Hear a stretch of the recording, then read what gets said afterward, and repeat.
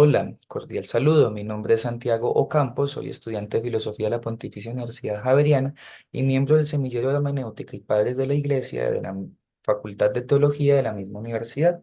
El día de hoy quiero compartir con ustedes una breve conferencia titulada La Teología de Boecio, en la cual podamos abordar la visión teológica, la inteligencia de la fe que logró este importante autor del siglo sexto del llamado periodo de transición y cuya vida y obra estamos profundizando en este ciclo de conferencias.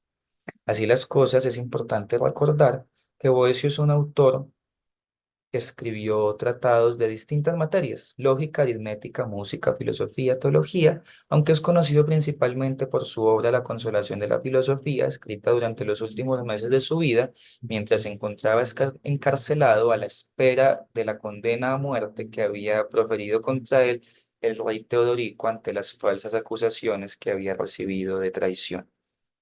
Así pues, con miras a comprender mejor cuál es la concepción de la teología que tenía Boecio y cuáles fueron esos grandes aportes que nos dejó a esta ciencia, vamos a proceder de la siguiente manera. En un primer momento, de una manera mucho más filosófica, vamos a acercarnos a la división que Boecio hizo de las ciencias, para luego centrarnos propiamente en la teología y en tres afirmaciones muy importantes presentes a lo largo de la obra de Boecio que repercutieron en la manera de ver a Dios en el cristianismo.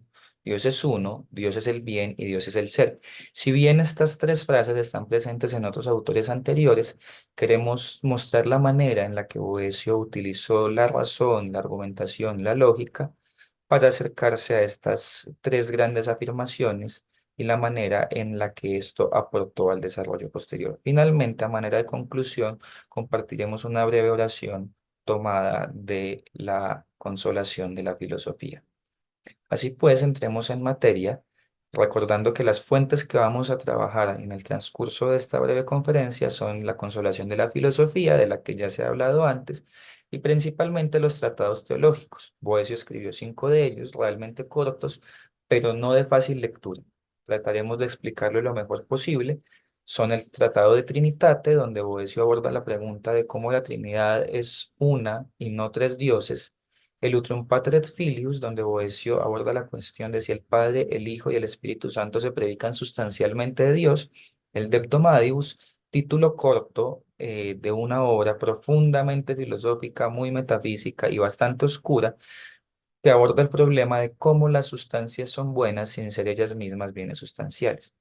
Luego viene el cuarto de los tratados, de una lectura mucho más fácil y recomendada, que es la Confesión de Fe de Boecio.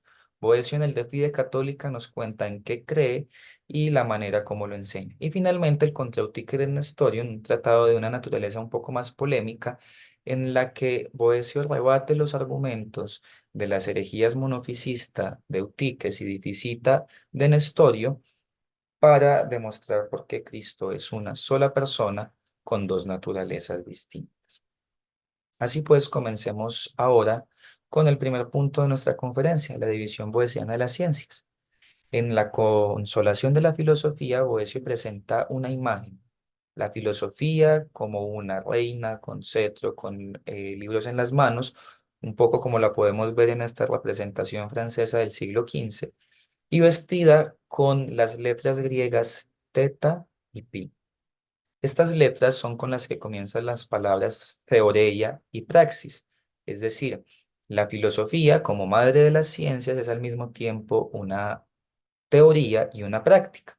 Así las cosas, Boecio entiende que las ciencias son inicialmente teóricas, aquellas cuyo fin es la especulación, la contemplación, que terminan en el conocimiento; y las prácticas, aquellas que desembocan en una acción, como lo son, por ejemplo, la ética o la política, que el propio Boecio practicó tanto en su vida. Pero centrémonos ahora en las ciencias especulativas, aquellas ciencias contemplativas o teóricas.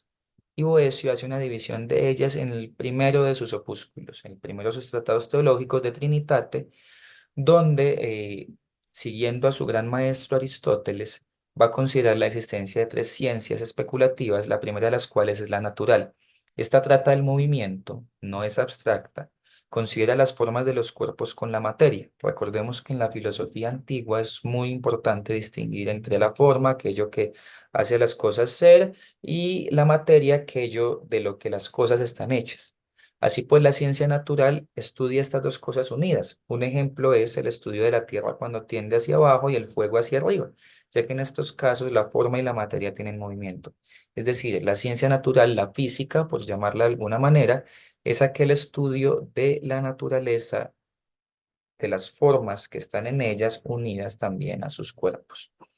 Sin embargo, hay una segunda ciencia en la cual, si bien ya no se considera el movimiento, ya no consideramos a la Tierra tendiendo hacia abajo, hacia el fuego hacia arriba, donde ya no consideramos la materia, pero los cuerpos que estudiamos siguen estando unidos a esta materia. Esta ciencia es la matemática, es una ciencia abstracta, pero que no deja de considerar los cuerpos que están en la materia. Podemos hacer cálculos, podemos medir triángulos, podemos hacer ecuaciones, pero todo esto tiene una correspondencia en nuestro mundo real.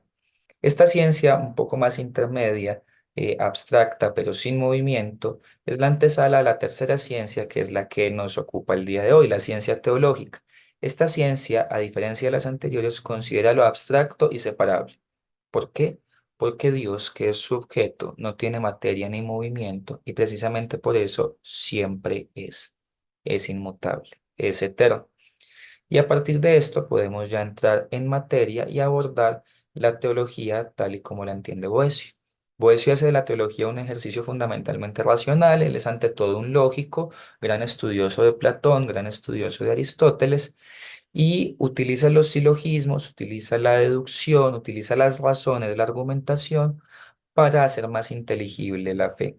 Sin embargo, no por eso renuncia a la fe y también entiende un punto muy importante y es que la teología es ante todo un ejercicio comunitario. Por eso quería poner esta imagen donde Boecio está enseñándole a unos discípulos, porque Boecio no renuncia a este importante aspecto. Por eso en sus tratados teológicos, en De Trinitate y en Utrum Pater et Filius, dedica su obra a su suegro Símaco para que sea él quien juzgue el contenido de esta, y en el caso del tercero de los opúsculos, el De Hebdomadibus lo dedica a Juan Diácono, un personaje que después va a ser el Papa Juan I.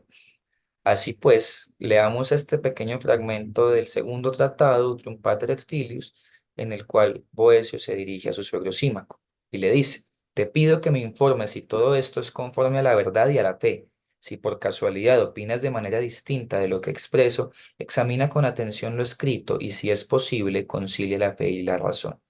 Fijémonos primero en la manera en la que pide consejo, en la que somete su obra, fruto de su razón, al juicio de otro estudioso, de otro sabio, de otro entendido que puede aportarle más.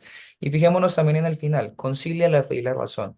Boecio en su proyecto, a pesar de ser profundamente filosófico y lógico, no renuncia a la importancia que tiene la fe. De hecho, le preocupa si las conclusiones a las que llega están de acuerdo a la fe y por eso le pide a su suegro que le ayude a conciliar la fe y la razón.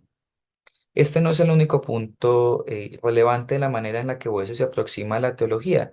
Es muy importante recordar que aunque no tenía un profundo conocimiento de las escrituras, de hecho las únicas citas bíblicas importantes se pueden rastrear en su confesión de fe, el de Fide Católica, sí tiene una especial atención por las obras de quienes lo han antecedido y han llegado a una mayor inteligencia de la fe.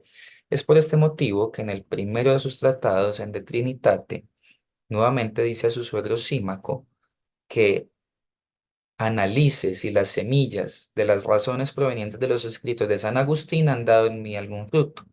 Boecio no niega la influencia que han tenido los demás padres de la Iglesia en su propio pensamiento y los compara a semillas que fructifican. Algo parecido es a lo que nos dedicamos nosotros en nuestro semillero de hermenéutica y padres de la Iglesia, en la cual dejamos sembrar esas semillas de los padres en nosotros, pero cosechamos nuestros propios frutos de la misma manera en la que Boecio cosechó los propios frutos de las semillas que había sembrado San Agustín en él. Así pues, acerquémonos ahora a las tres afirmaciones que mencionaba al inicio de la conferencia que Boecio hace sobre Dios. La primera de ellas, que aparece también en el libro del Deuteronomio, es que Dios es uno. Boecio lo dice en uno de los poemas que tienen la consolación de la filosofía: uno solo es el Padre del universo, uno solo lo gobierna.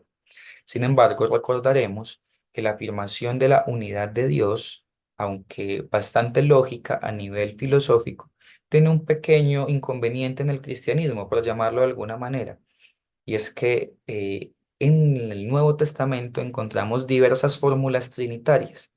Es decir, aunque se insiste constantemente en la unidad de Dios, aparece también su carácter trinitario.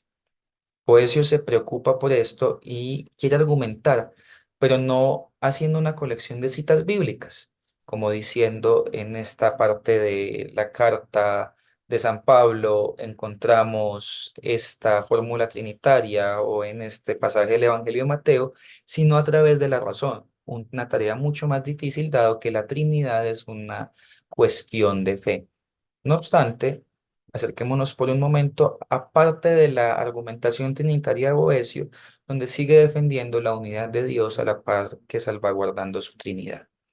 Dice Boecio en De Trinitate: Dios no difiere de Dios, porque no puede distinguirse ni por accidente ni por diferencias sustanciales puestas en el sujeto. Donde no hay diferencias, no hay de ningún modo pluralidad, y por consiguiente tampoco número. Luego, solo hay unidad. Cuando se repite Dios tres veces, como cuando calificamos así al Padre, al Hijo y al Espíritu Santo, la triple repetición de la unidad no produce pluralidad de número en la esencia de la unidad, considerando la naturaleza numérica y no el mismo número. Este pasaje de difícil comprensión transmite una idea muy sencilla. Cuando nombramos Dios al Padre, Dios al Hijo, Dios al Espíritu Santo, no estamos diciendo que cada uno sea un Dios distinto, sino que estamos dando el carácter de la divinidad a cada una de las personas de la Trinidad. Dado que en Dios no hay diferencias, porque es abstracto e inmutable, Boecio se da cuenta que al repetir Dios tres veces, no estamos haciendo como cuando contamos ovejas, una oveja, dos ovejas, tres ovejas, sino que estamos ante un tipo distinto. Ya no estamos ante el uno de los números de la matemática, sino ante la unidad, que es un misterio más de índole teológico y, por llamarlo de alguna manera, también metafísico. Así pues, adentrémonos ahora en un segundo momento esta argumentación, y es que Boecio, para salvaguardar este misterio de la Trinidad, recurre a la categoría de relación. Boecio, gran lector de Aristóteles, recuerda que entre las categorías de los predicamentos que hace Aristóteles, una de ellas es la categoría de relación, y se da cuenta que cuando referimos a Dios como Padre, estamos dando un nombre de relación porque se es padre de alguien. Lo mismo cuando es hijo. Y al Espíritu Santo podemos entender es en relación con las otras dos personas de la Trinidad. Así dice Boecio de Trinitate, hay que tener muy en cuenta que la predicación relativa no siempre se refiere a algo diferente, como lo es el siervo respecto del Señor, quienes difieren entre sí. Estamos hablando de una realidad creada, porque todo lo igual es igual con lo igual, lo semejante con lo semejante, lo mismo es lo mismo con lo mismo. Tal relación es la que existe en la Trinidad, la del Padre con el Hijo y la de ambos con el Espíritu Santo, ya que lo que es de Él, de Dios, es igual a lo que es. La alteridad, la diferencia, pariente de las cosas caducas, imposibilita que esto suceda en todos los otros seres. Así pues, a diferencia de lo que sucede con la relación del Señor con el siervo en nuestro mundo caduco, en nuestro mundo diferente, la predicación de relación que se da en Dios es una predicación fundamentalmente de semejanza. Dios es Padre, es Hijo y es Espíritu Santo. Esa es la relación que existe entre ellos, pero es una relación al mismo tiempo de semejanza, porque cada uno de estas personas es al mismo tiempo Dios y en ese sentido es uno. Así pues, eh, Boecio se da cuenta que Dios es absolutamente simple, Dios es una unidad y a pesar de que la categoría de relación nos permite entender que es Trinidad, Esa simplicidad, esa unidad de Dios es la que le permite ser el origen de todo. De allí que en la consolación de la filosofía afirme que el origen de todo lo creado, toda la evolución de los seres sujetos a cambio y todo aquello que de alguna manera se mueve, tiene sus causas, su orden y su forma en la inmutabilidad de la inteligencia divina. Esta, situada en la ciudadela de su propia simplicidad, ha determinado una compleja regla para el gobierno del mundo. Así, la unidad de Dios permite explicar el origen de todo lo demás. Dios, desde su simplicidad y su unidad, gobierna el mundo donde las cosas son múltiples, son distintas, son desemejantes y donde la relación ya no es de lo igual con lo igual. Este mundo en el que las cosas no son iguales es un mundo donde todo tiende hacia lo mejor, donde todo tiende hacia el bien. De allí el segundo hito, la segunda gran afirmación boeciana sobre Dios es que Dios es el bien. Dice Boecio en el tercero de los opúsculos, porque hay un único ser que solo es bueno y nada más, este ser es Dios. ¿Listo? Dios es uno y Dios es el bien. Así las cosas, Boecio afirma en la Consolación de la Filosofía, en medio de su diálogo con esta personificación de la filosofía de la que había tenido la oportunidad de hablarles unos minutos atrás, que Dios es un bien incalculable, es el mismo bien y por eso conocerlo es fundamental. De allí la importancia de la teología, porque conocer el bien es lo que nos va a permitir ser felices. Este es un punto muy importante de la consolación que se tratará en una conferencia posterior, pero que quería dejarlo señalado simplemente. Pero volvamos sobre los tratados teológicos. Y es que recordemos que como Dios es uno, es simple y es lo que es.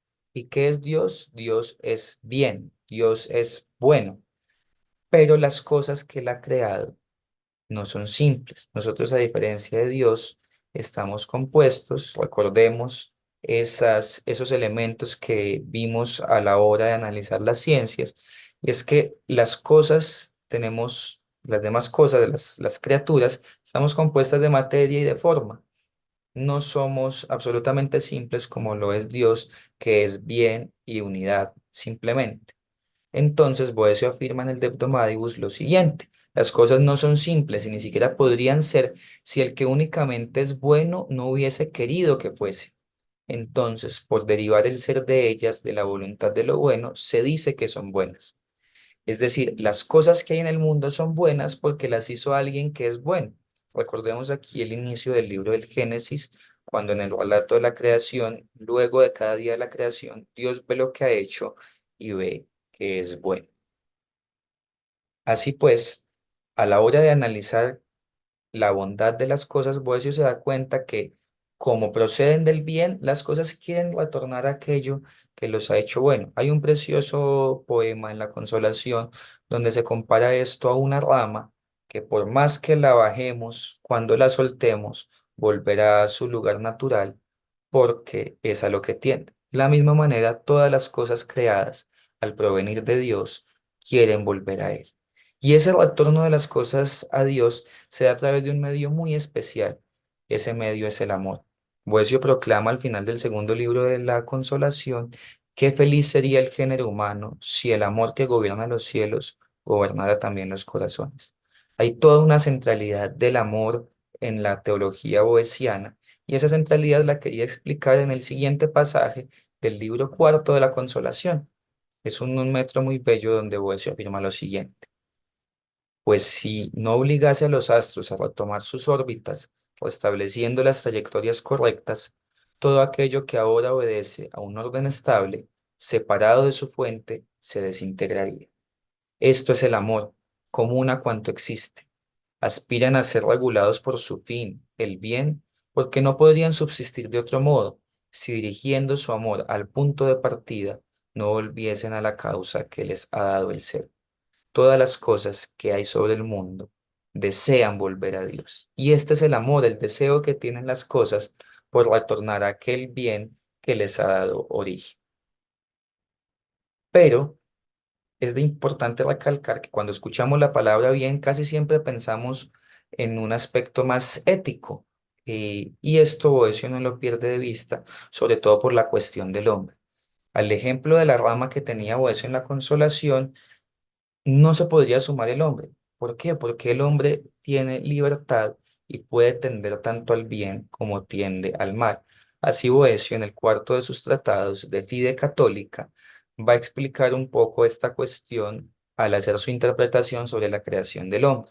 Dice el autor romano: formó de la tierra al hombre, lo animó con el espíritu de vida, lo dotó de razón, lo adornó con la libertad de su arbitrio y lo colocó en las delicias del paraíso con una ley preestablecida. Si el hombre aceptaba permanecer sin pecado, lo asociaría a él y a su descendencia con los habitantes angélicos para que la sustancia inferior ascendiera a lo alto por el bien de la humanidad, así como la naturaleza superior había descendido a lo bajo por el mal de la soberbia. Aquí Boecio hace una referencia a la caída de los ángeles y nótese cómo la libertad puede conducir tanto abajo hacia el mal como retornar hacia el bien, hacia arriba, hacia aquel que es amor, hacia aquel que es la causa de la bondad y el origen de todo bien. Boecio termina el quinto tratado, donde les decía que hacía un análisis de las herejías de Eutíquez y Nestorio con una invitación muy especial que está conectada con el pasaje anterior, y es una invitación a la bondad. Si Dios es el bien, nosotros también tenemos que ser buenos. Por eso dice Boecio en el Contra Eutíquez de Nestorio: ya que en nosotros no hay nada bueno, nada hay en nuestras opiniones que debamos amar. Pero si todas las cosas provenientes de aquel que es el único bueno son buenas, nosotros debemos más bien creer que es bueno todo lo que aquella inmutable bondad, causa de todos los bienes, prescribió. Esta invitación a hacer el bien, a cumplir los mandatos de Dios, se conecta con un pasaje del final de la Consolación de la Filosofía, en el cual Boecio afirma que ante un juez que todo lo ve, ante Dios que tiene frente a sus ojos pasado, presente y futuro, no nos queda otro remedio sino hacer el bien. Luego de analizar este punto, podemos centrarnos ahora en la tercera afirmación, y es que Dios es el ser. Esta afirmación la fundamento a partir de un pasaje del Tratado de Trinitate, en el cual Boecio dice que Dios es aquella forma que es verdaderamente forma y no imagen, y que es el mismo ser y de la que se origina el ser. Es decir, como Dios es, todas las demás cosas son. Este punto es muy importante porque recordemos que en el libro del Éxodo, cuando los israelitas, cuando Moisés le pregunta a Dios qué debe decir a los israelitas acerca de su nombre, Dios simplemente afirma: yo soy. Es decir, Dios es el ser. Y esta cuestión de que Dios es algo que tiene un carácter muy filosófico, pero que tiene también unas consecuencias muy importantes a nivel teológico. Recordemos que en el tercero de los tratados, Boecio está preguntándose por el origen de la bondad de las cosas. Ya vimos que como Dios es bueno, las cosas que ha hecho son buenas. Y esto lo transmite el autor de la siguiente manera: el ser de las cosas es bueno, pero por residir en el primer bien. Así queda resuelta la cuestión. En efecto, aunque las cosas sean buenas en cuanto son, sin embargo no son iguales al primer bien, porque el ser de las cosas no es bueno por cualquier razón, sino porque el mismo ser de las cosas no podría ser sin haber fluido del primer ser, es decir, del bien. Por esto su ser es bueno, pero no es igual a aquel de donde procede. Hasta allí Boecio. Vemos que la argumentación, aunque un poco confusa, quiere señalar un punto muy importante, y es que aunque Dios es ser, y todas las cosas que hay en el mundo también son seres en un sentido distinto. Dios es el primer bien, es el primer ser, y de él fluyen. Dios crea las demás cosas, por esto mismo ellas son y son buenas, pero este hecho de proceder hace que sean completamente distintas, y así Boecio evita un punto que le preocupa muchísimo y que para él es blasfemia, y es afirmar que todas las cosas son Dios. Ese panteísmo queda descartado a través del hecho de la creación y del reconocimiento de que las cosas fluyen de aquel que es bueno y por eso mismo son buenas.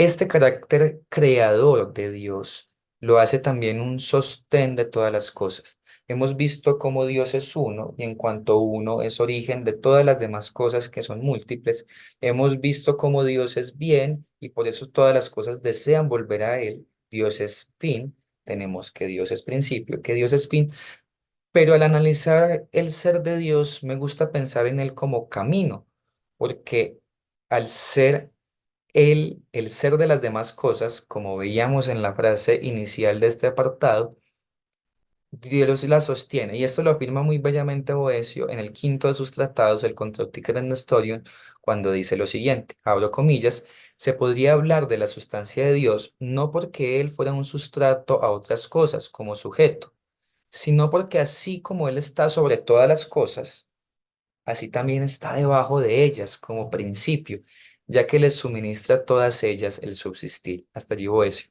Este pasaje me parece sumamente bello porque vemos a Dios no solamente como lo vemos usualmente, como alguien que está en el cielo, sino también alguien que nos sostiene, que está eh, bajo nosotros, que está proveyéndonos continuamente la subsistencia, la vida, el ser.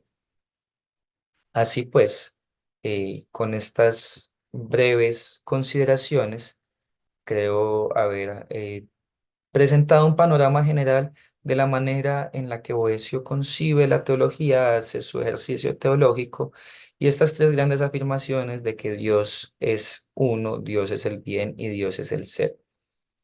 Quisiera terminar compartiendo con ustedes un fragmento de el noveno metro del tercer libro de la Consolación de la Filosofía. La Consolación de la Filosofía está escrita alternando prosas con metros y en este metro es el más importante de la obra de Boecio. Aquí condensa gran parte de lo que les he dicho y en esta parte final Boecio se dirige a Dios y hace una oración que los invito a recitar juntos conmigo. Concede, Padre, que nuestro espíritu se eleve hasta tu augusto trono. Haznos ver la fuente del verdadero bien. Haz que recuperada la luz, fijemos en ti la clara mirada del alma. Disipa las nubes y aligera el lastre de esta masa terrena y brilla con todo tu esplendor. Porque tú eres el cielo sereno, tú el descanso y la paz para los justos. Porque verte es nuestro norte, a ti que eres nuestro principio, nuestro sostén y guía tú el camino y la meta final. Amén. Espero que esta conferencia haya sido de su agrado, que hayan podido conocer un poco más de la obra de este importante y desconocido autor y que sigan atentos al contenido que estamos proveyendo para ustedes desde el semillero de Hermenéutica y Padres de la Iglesia. Hasta una próxima atención, hasta una próxima ocasión. Muchas gracias por su atención.